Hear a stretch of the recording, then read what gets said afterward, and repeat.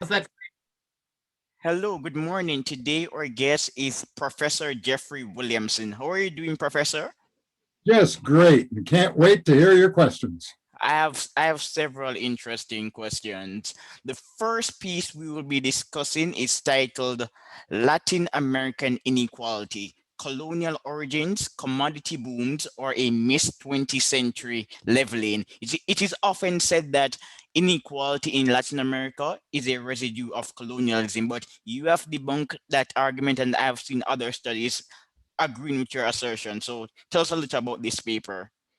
Yeah, well, the way the scholarship on Latin America is just outstanding, but they have been so focused on their own experience, they haven't compared that experience very frequently with other countries, and that's, I think, been the problem. And they've said inequality is extremely high in Latin America even today, and that's true. And it's the Iberians' fault. Uh, and no doubt there's truth in that statement, but never did they bother to compare inequality levels with other countries. And when you do, of course, the data is a bit dicey and hard to find, but it's good enough to make this assertion, and that is when you compare just at the start of the Industrial Revolution in Latin America, roughly 1870, with other countries at the same date, there's absolutely no difference between Latin American inequality and those in France, in Italy, in Great Britain, in Germany, in the United States. They're roughly the same. So to argue that the Iberians did it, what did they do? Everybody else seems to have the same levels of inequality, at least that at that time, at least compared among the more advanced European countries. All right, but Professor, tell us a little about the Aztecs and the Mayans, because based on my reading of history, those societies were extractive. They were indeed. But if they're, and therefore they were relatively unequal. And so they were in Great Britain, where the land was held by a very few incredibly rich people. And the working class had very low wages, higher than they were elsewhere in Europe, but still quite low by modern standards. So in a rich country compared to everybody else, a rich country like Britain had a very large surplus to exploit. That is, the difference between GDP per capita and living standards of the poor. That big gap, we could call a surplus. And it was exploited by a few powerful people. And the same thing was true of Latin America. And you got the same result, high levels of inequality. Exactly my point, because again, in those societies, the elites were extractive. They had forced labor systems, and I know Melissa Dell, she has done some research on the topic. But are you privy to our academics evaluating the impact of pre-colonial labor systems on development today, other than Melissa Dell? Oh, I'm absolutely certain that this is important. But the way to do it is to look at political systems that we now live with, and because those political systems is going to dictate a lot about political power and therefore wealth inequality and income inequality. So yes, of course it has an impact, but the question is that the major impact? The United States was also a colonial country. It also had slavery. Lord knows there were certainly big differences between North America and South America, but it had those in common. And yet it had the most equal distribution of income, as far as we know, in the modern world at that time. That is 1774. All right. And Professor William, this is a bit adjacent to the broader topic, but being a colony, does that preclude economic growth? No, of course not. Uh, my favorite example would be Australia. Second favorite example would be the United States. Uh, an alternative example on the other side would be Haiti, Dominican Republic, et cetera, et cetera. But the issue, Lipton, that's really hard to grapple with is it because colonialists sought countries that were, good targets, and the good targets were not ones that were going to have rapid growth, but ones that had commodities that would sell well on world markets and make those who owned the resources producing the commodities rich, namely the colonialists. So it depends on who the Europeans picked to colonize. All right. And then there's also the issue of the resource curse. Suppose America was as abundant in resources as Latin America. Would the institutions have been extractive? I think this is something we should ponder seriously. Yeah, I mean, why it is that some countries, like Australia, for example, went through the whole 19th century very slow to industrialize. And that made sense because they had incredibly abundant land to let all those sheep roam on. But why does it have that? It's exploiting those commodities, wool, and prospering and keeping up with America's growth, though not the same level, but close over time. And, why is it they're able to perform that way? Whereas Jamaica is a more classic example, probably the best classic example of colonial destruction from doing this extractive behavior. Well, the difference probably is slavery. But Australia also had a form of slavery. It had prisoners that were exported to Australia. They were about half the population in 1840. And their living standards were very different from that of slaves in Latin America. But then they were liberated, that is, they were freed in 1850, and the story gets very different, whereas they're very slow to get emancipated in Latin America. But Professor, Jamaica is an interesting case study because on the eve of independence in 1962, the economy was growing, and compared to Botswana and Singapore, Jamaica had a better population in terms of education. Botswana had fewer schools and less professionals, but today both countries relative to Jamaica are doing quite well. I have no I'm no expert on comparing the performance of those three cases, but Jamaica has suffered a relative slowdown. It's true. But, it also should be pointed out that historians used, and the British at that time, viewed Jamaica as the jewel in their crown. India became the jewel in the crown a little later. But in 18th century, it was Jamaica.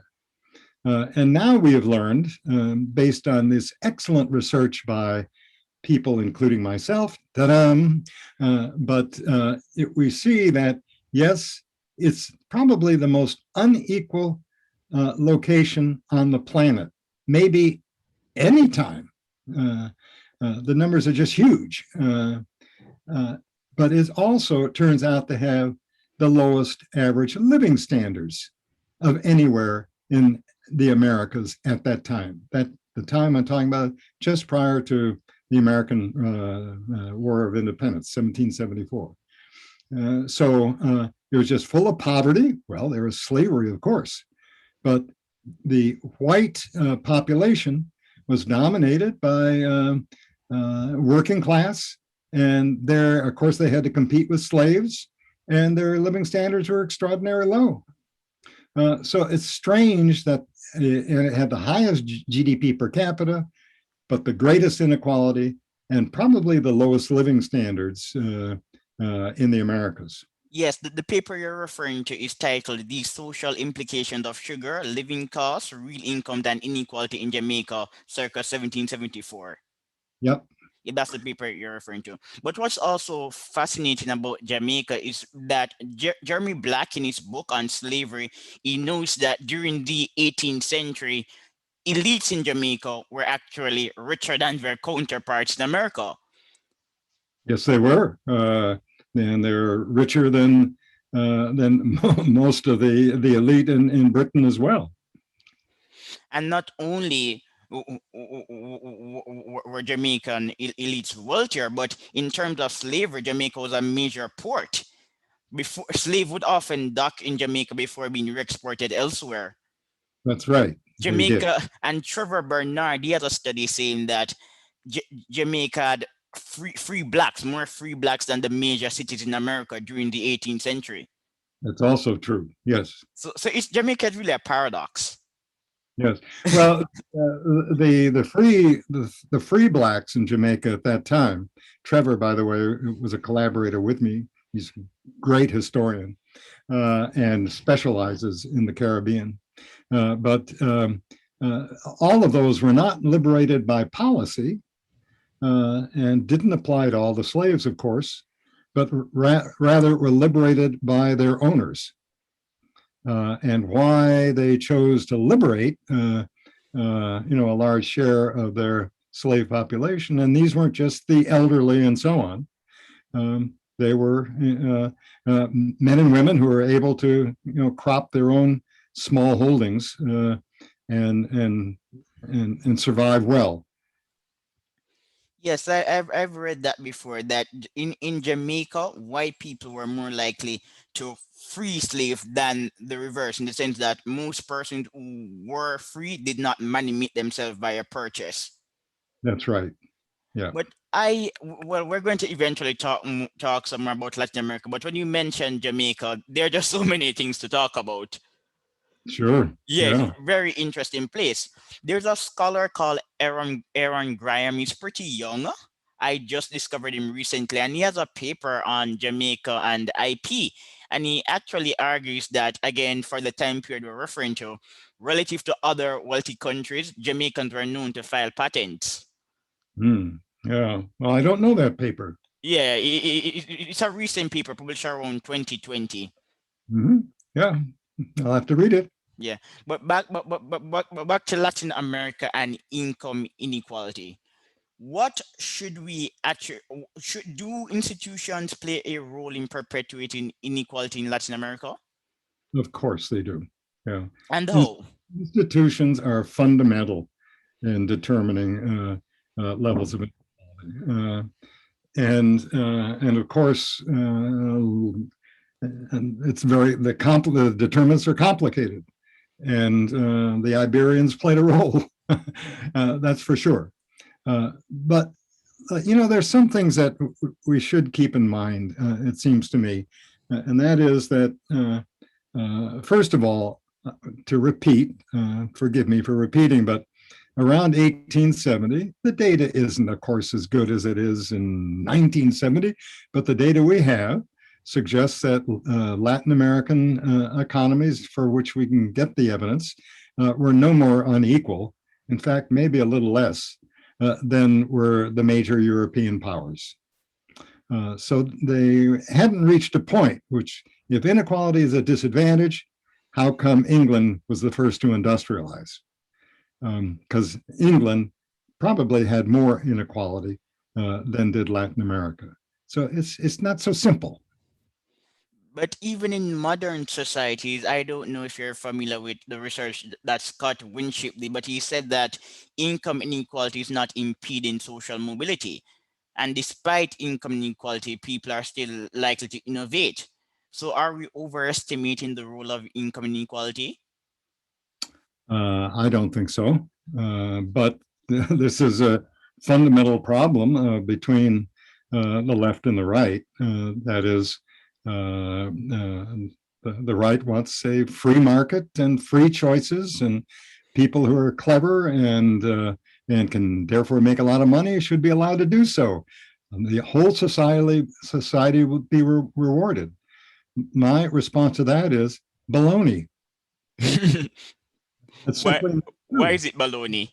Well, certainly the rich, the few billionaires in America have done extraordinarily well, and they've also supplied new technologies that have been improved the lives of all of us.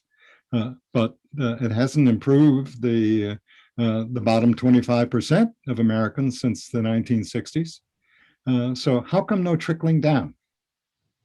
So it's not so obvious. And of course, they can say the same. They can say people on the left, want to have more allocations to the poorest and get their kids into better schools and so on and so forth.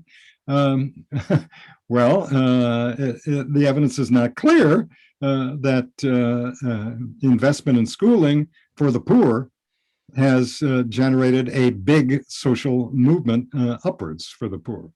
I'm happy that you refer to that point, because recently I interviewed Gregory Clark, and Gregory Clark has a new paper making this assumption. Why is this link being observed by a growing number of economists? In other words, why are the gains for investing in the poor so low?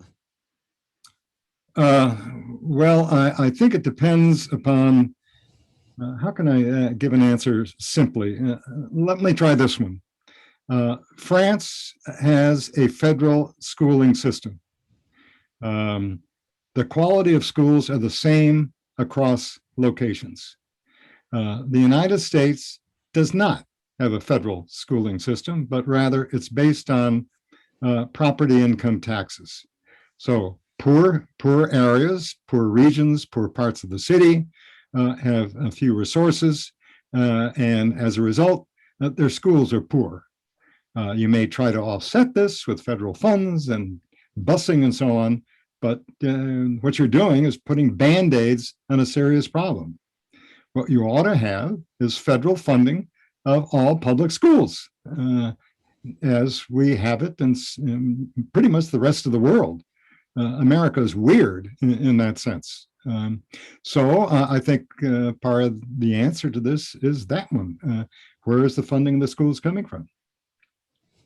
All right, and what's also weird about America is that there's a school choice movement, whereas in most places this is not a political issue. So, for example, in Jamaica and the wider Caribbean, people select high schools. The students select the high Yes, school. yeah, the student, they do an exam, and based on their grades, they get into a particular high school.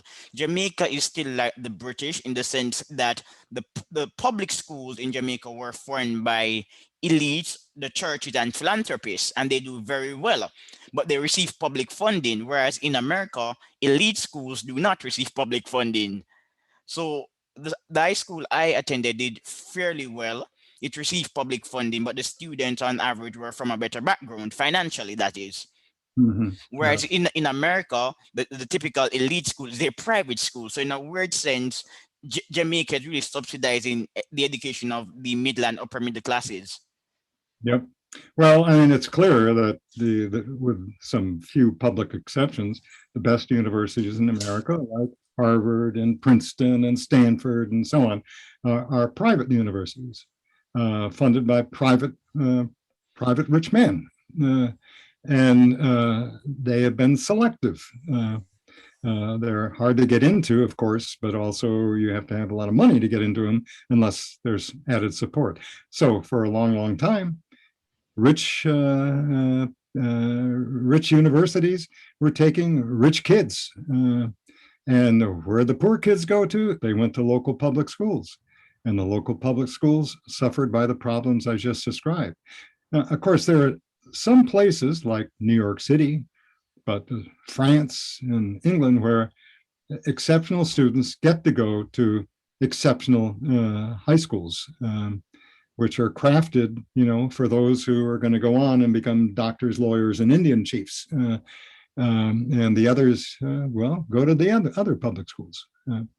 So you could argue that a system which allocates students between best schools and ordinary schools, that decision comes too early. It should come much later. You could argue that, I suppose, but that's a system that exists in France, for example. And I don't know about Italy, but I think in Germany, that's also true. But in America, we do it the same way, except it's all determined not by, GRE scores, but rather by how much money your parents have got, and they will get you into Stanford. Okay. Which school did you attend, Jeffrey? Right? Which university did you attend? Stanford. Oh, the best of the best. Absolutely. But I attended Stanford as a graduate student, Okay. where I got my economics. As an undergraduate, I went to Wesleyan University in Connecticut. Okay, but in your paper on page 14, there's a subtopic, the likely impact of the 16th century demographic disaster, and I'm going to read just the first few sentences. As is well known, European disease caused immense demographic damage to the indigenous population over the century following Columbus' first voyage due to soaring mortality rates. Massimo Livici thinks it shrank by more than 90% by the early 17th century, and the recent surveys by Carlos Asadorian and Linda Newsom 2006 agree. Could you shed a little more insight on this? Sure. Uh, it's an extraordinary, I think, event for a huge region. I don't think economists and social scientists and historians paid enough attention to it. That is, yes, the diseases that were imported from Europe, destroyed, and historians fight over it, but 90 to 95% of the indigenous population over that first century. And that's just, it's incredible. I mean, you talk about pandemics, that's worse than the Black Death in Europe in medieval times. So huge. Its impact economic impact was extraordinary. The Andean and the Mexican civilizations, which were very advanced prior to the arrival of the Iberians, were quite, we think, high in per capita income, at least, pre-revolutionary, pre-industrial standards, and also quite equal distributions of income. That is, quite unequal distribution of income. That is, there was abundant labor and scarce land. We still see it today at Machu Picchu, all that terracing and all that stuff. They were really good at that, so that they had to, land was very scarce in those two societies, and they had to develop systems that could use labor intensively with the scarce land. Then the great pandemic hits, boom, no more workers. What does that do? Now there's immense labor scarcity. And instead of doing agrarian things, instead they switched to cattle grazing on land that's now abundant, that needs only just a few guys to go out and prod the cattle around. That had a profound impact, probably creating a more egalitarian region. That is, the scarcer labor now is getting higher wages, and the abundant land was yielding, lower rents, and so the owners of that land, if there were really owners, were having their incomes reduced. So it really must have had a profound impact on income distribution, a more egalitarian one. However, how about the role of the Iberians? Okay, so land was more abundant and labor scarce, but the Iberians set the rules and suppressed the wages that could be earned by the indigenous population, and we all know about that story. Yes, I think this statement on page 15 is very interesting. The demographic collapse destroyed indigenous political and institutional structures and facilitated religious and cultural assimilation. The demographic disaster also contributed to higher land labor ratios, higher GDP per capita, higher wage rental ratios, and lower inequality. You already explained some of this, but I really want to zero in on the role of institutions. According to some writers, hybridization is positively correlated to growth. In other words, when pre-colonial institutions appropriate European institutions or adjust them to suit local demands, growth is usually more favorable. Do you have a take on this? Well, I agree with that statement, and I have to warn you, Lipton, that I'm just a standard upright economist, and when people say institutions, I get up and leave the room because I don't know anything about what's probably the most important thing. That's where political scientists have to play the key role. So I really can't take a position on that. I don't really know how important those forces, the institutional forces, which of course are endogenous to economic events as well as political events, how important they were and how long they persist. And that's, of course, been the main debate in Latin America for so long. Yes, especially when we explore the issue of political instability in Latin America. Yeah, Yeah, so you're not an IR expert, but as a student, we were told that the presidential system is a disaster for Latin America, and it often fails. And interestingly, countries in Latin America and more broadly in developing regions, they tend to grow when the leader is committed to economic reforms, even if he's a dictator. sure. You're right. Yeah. But I uh, think a recent example, there are many, but the most recent example is recent and most relevant. Uh, with Luis Bertola, who's Uruguayan. He and I edited a volume in 2016, which was World Bank supported, where we were talking about the decline in inequality of Latin America. Almost every country was undergoing it from basically 2000 up to where we're in the middle of the Great Crisis after 2008. And so the big debate was, is this a permanent change or just a temporary deviation? And it looks like it turned out to be a temporary deviation, but we'll see. We need more time. And the classic example is Brazil. Brazil, over that decade and a half or so, introduced many what looked like fundamental egalitarian policies, which were totally novel for Brazil and was pointing to a new direction in terms of more egalitarianism. That's long gone now. yes, Mm.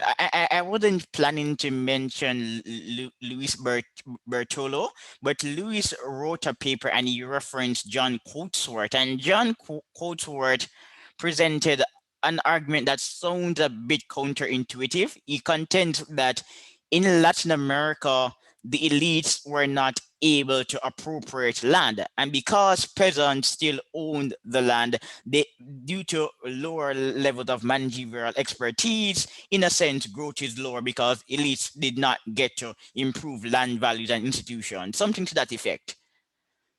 Yeah, I know he was very. Not, people didn't like the argument, but John is persuasive and a great scholar. But the basic argument is Latin America was highly unequal, and that's a good thing because they wouldn't have had the growth they had without it. And the same has been said of England. And okay, I see, I hear the argument.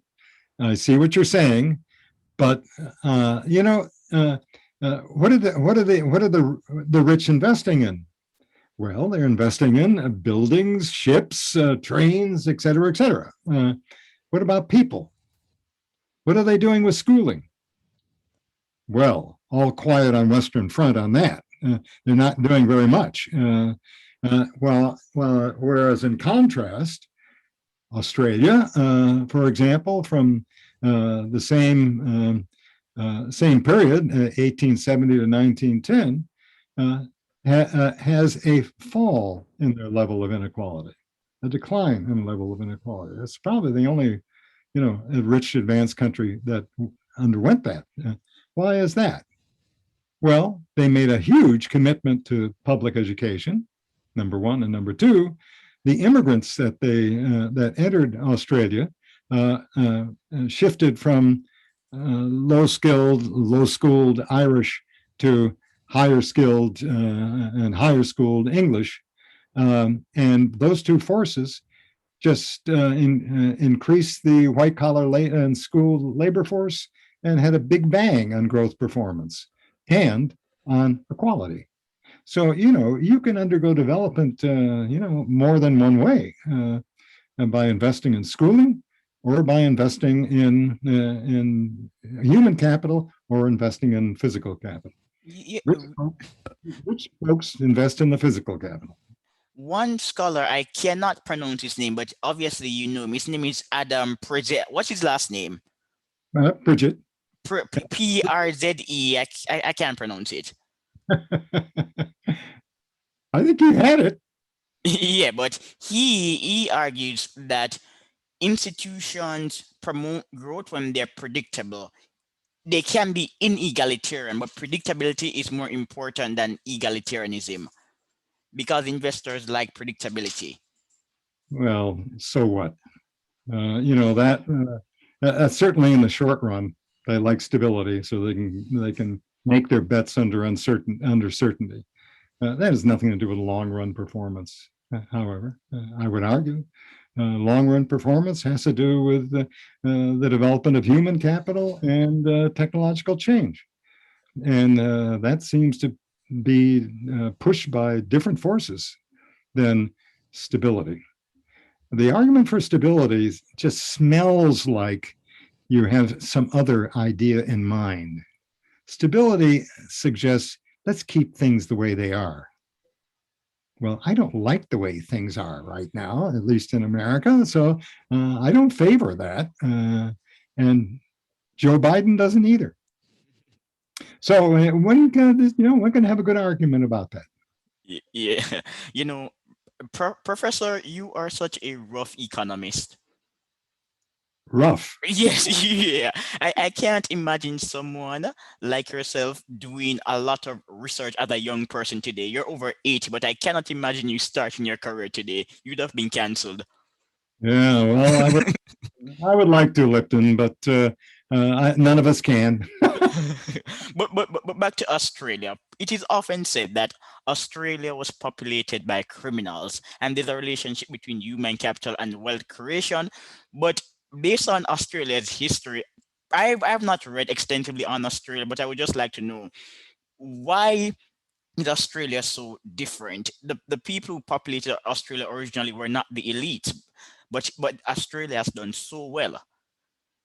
That's right. And they are coming from Great Britain, and therefore they are going to carry institutions in their heads and skills in their hands and brains that are higher than immigrants from India going into West Africa, probably. But more importantly, there are all those British institutions that it is argued favored growth, but they also had they had a boom in their commodity prices. They dominated the sheep market in world markets. So they had a period in the first half, or up to about 1860, they dominated world markets and prices were rising for commodities. Well, didn't that reward the rich landowners? Well, yeah, except land, although it was unequally distributed, it wasn't anywhere near as unequally distributed as it would be in Jamaica or in the American South. And number one. Number two, the land, the empty land that was being exploited was so huge, it was very hard to have a limited number of rich landowners in Australia because there was so much land to be gotten. So that's number one. Number two was this commitment to education, which was extensive. Also, I should say that women's suffrage starts way before they do in America. In South Australia, I think it's 1840 something or other that women get the vote. So there are a number of forces at work that we have to understand to understand why it is after 1870 the place becomes, or after 1850, inequality just drops like a rock. And it drops because the criminals were freed and they weren't black, they were all white. So you couldn't tell the difference between the ones that were just freed and the ones that were always free. And that, I think, makes a big difference, don't you? I think so. Yes, Anyway. but I think that people are baffled by the makeup of those who populated Australia, in the sense that they originally they weren't the best of the best. So we would like to know what is responsible for the civilizing mission of Yeah. Australia then. Why did these immigrants over time became more mature and sophisticated? Yeah, first we have to understand that the criminals were not all poor. Okay. There are a lot of debtors' prisons folks that were there. So a large part of those prisoners became clerks at very low wages because they were prisoners, clerks and artisans of various skills. And probably more so than would the flood of immigrants that went into Latin America. I guess if the immigrants we're talking about are, are Africans and later Indians, I think they had much lower skill levels than even the criminals that go to Australia. I get your point clearly. So what you're saying is that the criminals who went to Australia were not the best of the worst. No. Exactly my point. So these are people who over time could mature and taught to change their practices. Yeah. It makes perfect sense. And also there was selection on who got to immigrate to forcefully or not forcefully got to immigrate to Australia. Australia wanted, quote, good workers and skilled workers. That's what they wanted. The Brits said, no, we're going to give you the garbage. And the Australians said, we're not taking your garbage. So how did they resolve this conflict? Well, the Brits said, okay, then you pay for subsidizing their migration. They said, fine. We'll take some of the returns we get from exporting those sheep, and we'll use it to subsidize the migration to Australia. But we get to pick who is going to come. So they try to pick among the poor and disadvantaged the best ones with the best potential. I think they did a pretty good job. Yes, and remember, if you're in a debtor's prison, more than likely you have some access to financial markets. So already you're selecting for prospective entrepreneurs. Yeah, that's true. Yeah. Brilliant argument. Why didn't you write a paper on the topic? Well, I don't know. Are you still late, Lipton, I guess. so on Jeffrey, are you still in the business of producing papers? No, the Williamson publication machine is shut down. It shut down about 2 years ago. Okay, I've been, unfortunately. I've been well known for grinding it out because I loved it, Lipton. I just really loved doing it. I just always surprised that I'm being paid to do this. I just, God, I can't believe they selected me to go to Harvard, but I'm sure going to have fun while I'm here. So anyway, I just loved what I was doing, and my eyes just now make it impossible. Okay, and what we really appreciate what you did. Well, thank you. You did great stuff. Now let's get to your second paper. Was it prices, productivity, or policy? The timing and pace of Latin American industrialization after 1870. Hmm. Well, I'm not so sure about what I was writing there now, because there's a lot of good additional research Yeah, that's going yeah, on. but it's a recent paper a few years ago, and you were examining the reasons as to why Latin America experienced more rapid industrialization after 1870 compared to the rest of the poor periphery, except East Asia. Mhm. Yeah. Well, just the Kevin O'Rourke and I edited a volume that focused on the late industrializers. And the story is really complex. It's just not a simple story. I mean, for example, in 1950, the Philippines was the richest country in Southeast Asia. It's now the poorest country in Southeast Asia. So what the hell happened? In 1950, only Japan in Asia had higher educational achievement than did the Philippines. And why did they do that? They did it because the American colonials said we're going to do it. It was all about colonial policy. Colonial policy did two things. American colonial policy did two things in the Philippines. Number one, uh, we're going to have public schooling, and it's not going to be just in Manila, it's going to be all over the islands. And they did. And number two, we're going to have medical clinics in this country, well served by doctors and nurses. And where are they coming from? The United States. And they will not just be in Manila and Luzon, they'll be all islands. And they did it. And it had an equalizing effect on regional inequality, and it had an equalizing effect within the regions. And then the Philippines became independent, and they had a different point of view. Yeah, okay, so we're not here to really talk about the Philippines, but please refresh your memory. What exactly went wrong, just briefly, in the Philippines? Well, I think the local wealthy had a different vision of how you proceed in independence, and it wasn't making these heavy commitments to education and to medical treatment.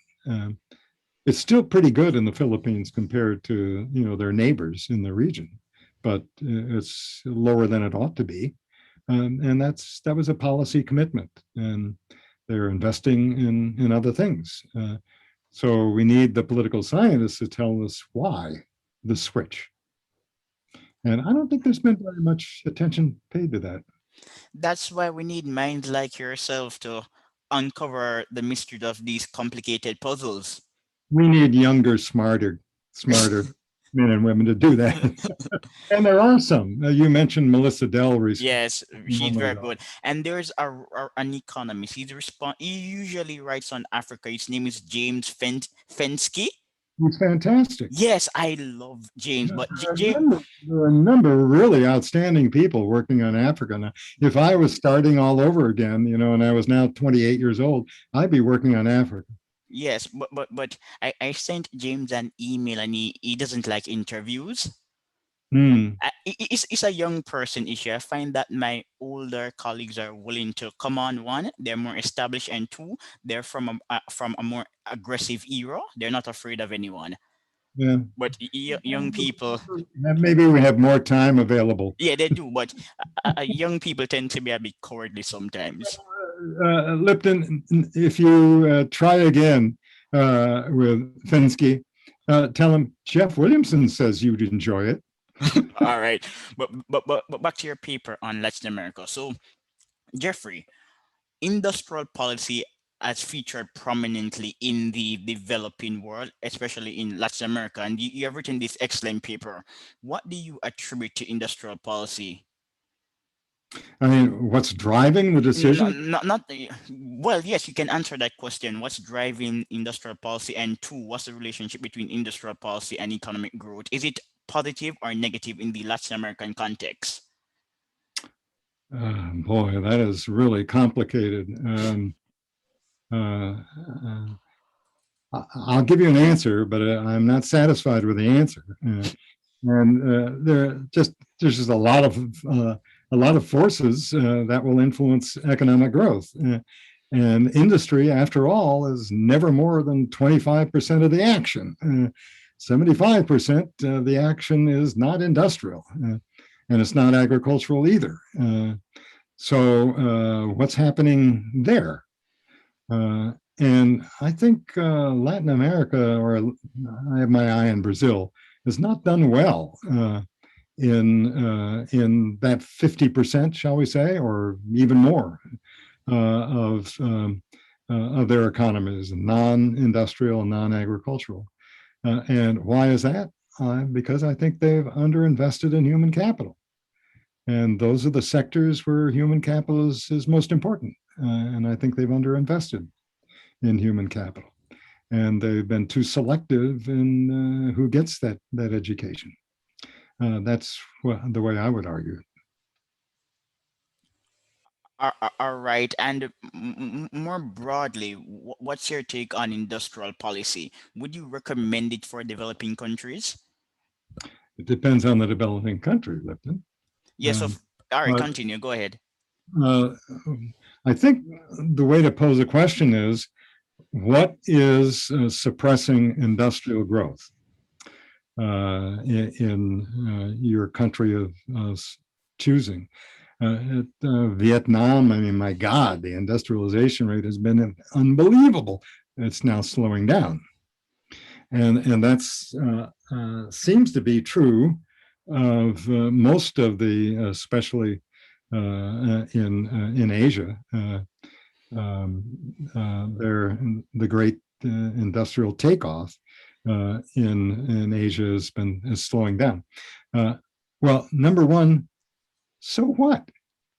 It's been slowing down in America for about 50 years. What's the big deal here?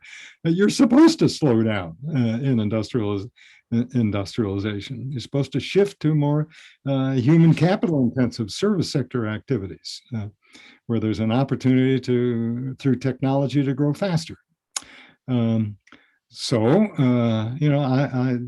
think debates over fears about industrialization slowdown, I don't see those as fears at all. It's just reflecting, well, you've done it. Now it's time to move on. Yes, it's a natural part of the economic cycle. When countries mature, growth tends to taper down. Yep. But and in particular, in industry. The Industrial Revolution has that name for obvious reasons. But once you've done it, then it's got to be the service sector revolution that will carry the GDP per capita growth performance. Agriculture certainly won't do it. exactly. So for example, some fear the rise of robots and AI, but several studies have shown that AI is actually increasing employment in some select fields. And secondly, agriculture died, manufacturing grew, and we're not mourning the decline of agricultural jobs. Yep, that's certainly true. Of course, agriculture hasn't declined; it's just declined relative. It has become more efficient, but less dominant. Much bigger and much more machine intensive, and so on. But yeah, I think that's a good point. Yes, the reason why the industrial countries have been successful across the 20th century was that they were able to increase productivity in industry, and productivity is going to mean laying off workers. But did employment in industry fall? No, because different parts of industry behave differently. Yes, robots will replace people who used to do the handwork, but who's making the robots? Who's repairing the robots? Who are the scientists and the technicians that are devising new robots? And those are where skills are high and human capital has been invested. So I think blue collar job loss if I'm a blue collar worker, I'm not going to be happy about it, and I won't vote for the sons of bitches, who made it happen. But in the long run, it's always been that way, and it should be that way, so that workers that have more skills can take the place of ones that have less. Exactly. No, back to your paper on Latin America. The conversation is quite free flowing. You know a lot. So I guess, unfortunately for our listeners who would prefer a more structured debate, it is not as structured as they would like. But I just have to get your knowledge. Back to our paper on Latin America. You posed this question: how much instead to pro-industrial real exchange rate and tariff policy? Explain. Yeah. Well, I mean, both those two policies are been used to have an impact on favoring those sectors that you want to favor, and in particular, manufacturing. And so you make the peso cheap, and you'll have a better chance to invade foreign markets. And the same is true for other tariff policies. You want to improve your competitive position. Well, the easiest way is to is to um, make the foreigners suffer by having them to pay a heavy tariff, so they're less competitive in your market. The exchange rate manipulation will make you more competitive in foreign markets, and foreigners less competitive in yours. So yeah, I mean, these clearly have an impact. And then you have to decide, okay, but some industries you really shouldn't be supporting. Should you be supporting the shoe industry? Well, you'd really like to support the machine making industry, but that's harder to craft. It's harder to craft by policymakers. It's harder for economists to figure out what would be the right policies if politically they could do it. And it's harder for politicians to weave their way through, the vested interests. So it's hard. But, most countries have done it, including the United States. United States had very effective tariff policies throughout the 19th century. And for those idiots, the politicians that look to the past and say, we lifted ourselves up by our own bootstraps, why can't you do it? No, I'm happy.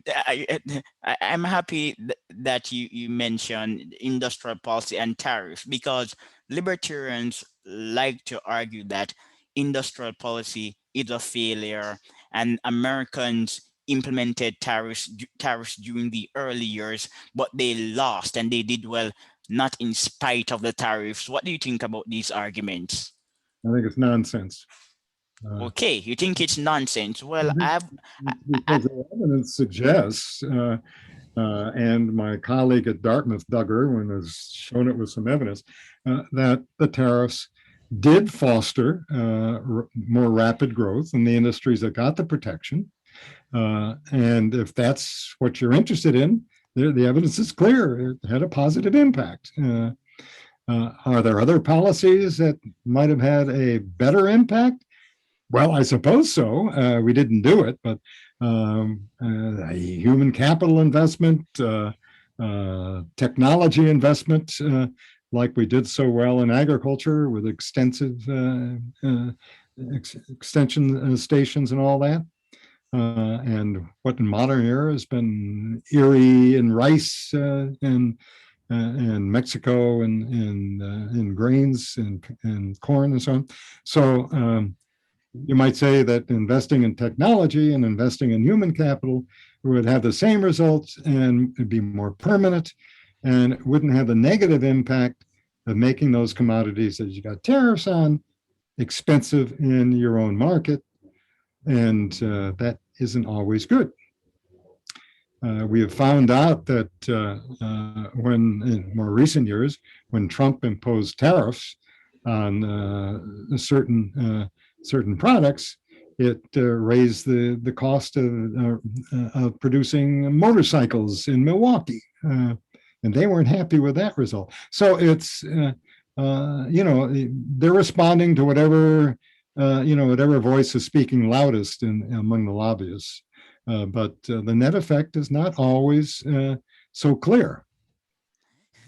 But Jeffrey, you reference Douglas Irwin. I plan to invite him. Interestingly, libertarians often cite Douglas Irwin as evidence that industrial policies do not work. Well, I don't think that was true of tariff policy. I thought that his work is done on tariff policy does show that it works if your goal is simply increasing the output of tin products. Well, put a tariff on tin, and by God, it will increase the output of tin products. Is that your only goal? Well, maybe not in the long run. I think Doug is a nuanced character. What he's saying is that on average, tariffs may not be as judicious, but in some select cases, they're advantageous. I think that's the takeaway. Okay, that's better put than I did it. Yes. Yeah, but in light of Latin America, there's also another interesting question posed by you. Did real currency depreciation increase manufacturing profitability? Yeah, I didn't give an answer to that. I asked the question. I don't think I gave an answer. So I'm not sure what the answer is when you look across Latin American countries, because there are just so many other things going on, that could offset any impact, and the quality of the historians working on this problem, just not sophisticated enough in the way they attack the problem to really feel confident that you got a good answer. So I'm going to pass on that. But your paper is right in front of me, and I think it's quite interesting. But based on what you're saying, is that the evidence so far is inconclusive, so you don't give primacy to any one explanatory variable. That's right. Okay, then. And there's another paper that we will be discussing: Latin American growth inequality trade-offs, the impact of insurgents and independence. Mm-hmm. Now I need to have the question. Yeah, did independence push Latin America down a growth inequality trade-off? Um, okay, first, what is the correlation? And the correlation is that after independence, it appears that most Latin American countries became more unequal. It appears, not for all, but it appears. But did independence do it? Or were there other forces at work? And indeed, was independence achieved because of the forces that were prevailing at that time? It's complicated, Lipton. So you can't give a quick answer to that at all. Nothing worth solving is easy. Right. No, nothing worth solving is easy. Another complicated issue is the divergence between East Asia and Latin America. Uh-huh. Why did East Asia do so well, but when we look at Latin America, we observe more hiccups? I'm baffled. Based on research that I'm doing now, sometimes I attribute it to higher levels of social trust and social capital in East Asia, but then I don't have sufficient data to compare social capital and trust in East Asia to Latin America. So it's a bit of a dead end research. Well, when people say East Asia, they're really thinking of Taiwan, Japan, etc., Singapore. And what about all the rest? The variance within Southeast Asia is huge. They come online later, of course, than those rim countries that I just mentioned. But the Philippines looks like Latin America. And as a result, most of the Philippine economists that I know constantly make this comparison with Latin America for the politics as well as the economics performance. but I begin to wonder whether there are other cases that might deserve similar comparison. Indonesia, perhaps, perhaps Malaya, but I think it's doing the comparison is useful. I think better than simply focusing on one country without ignoring any comparison with others is useful.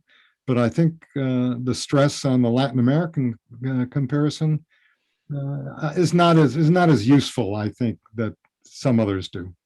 Exactly. And surprisingly, we often don't remember that at one point Argentina was spectacularly wealthy. Strangely, I would expecting to see a resurgence of studies arguing as to why Argentina declined and it seems unable to achieve great feats that had occurred in the past. None of the scholars that are writing on that topic seem to have reached a conclusion. It's the instability in Argentina, the breakdowns over and over again seem to be just the nature of the beast. And of course, there are other countries that have similar, but not as dramatic as Argentina. And then you have a neighbor next door, Uruguay, tiny little place, you know, extremely proud of their progressiveness. It's the Switzerland of Latin America, and yet it's not big enough to have much bite or bark. But it's extraordinary what it has done. It's not the richest country in Latin America, that's for sure, because it's not as endowed as well, and it's very small, and it's got a tough neighbor. I'm thinking of the neighbor to the north, but it's done extraordinarily well. So life is complicated, Lipton. It is. If it wasn't, wouldn't be here. And we're planning to wrap up now. But Chile, what are your prospects for Chile? And this is also a complicated question, so just be brief. But I'm really interested in the future of Chile. I believe that Chile, correct me if I'm wrong, but I believe Chile is the most unequal Latin American country for which we have the evidence. And I've just been disturbed by it because it doesn't have, it's not a black white issue, but it's indigenous and European issue. And all the action seems to be in Santiago and in the valley. But what about the rest? And Chileans, except for the progressives, don't seem to care about the rest, going up north and going down south. And I don't know how one solves that problem, but it's certainly a big one. All right. And Professor Williamson, if you're still in the business of research, what topics would you select today? I would be working on Africa. I think many years ago when economists were, when I'm being advised by my major professor when I'm at Stanford, no, don't work on Africa. It has no evidence. And if you want to be a serious empirical economist, don't bother with Africa. Well, that turned out to be nonsense. It is. And they have discovered immense sources, primarily the British keeping good books and the French keeping good books. And they've done fantastic things with this, missionary books as well. So it's only a matter of how clever you can be. And Melissa Dell is a great example of that. I mean, she's brilliant. I have to tell you, she was my student. Okay. So So I should send her an invite. but she is able to extract in a very professional way information out of really information we didn't know was there. Oh yeah. Yeah, and the Asante Empire, now modern day Ghana, has presented us with a treasure trove of information. Yeah. It's amazing. Yeah. Yes, especially its pre-colonial history in terms of centralization and the ability to adopt foreign policies from the British. Yeah. Amazing research. Garrett Austin has done some really fascinating studies. Yes. I'm planning to invite him, but he's working on some papers and a book, so maybe next year he'll give He's me a guess. very busy, but keep at it. Yes, but it was a pleasure to speak to you, Professor. Well, thank you, All right Lipton, then, bye. very much. Have a good day. You too, bye.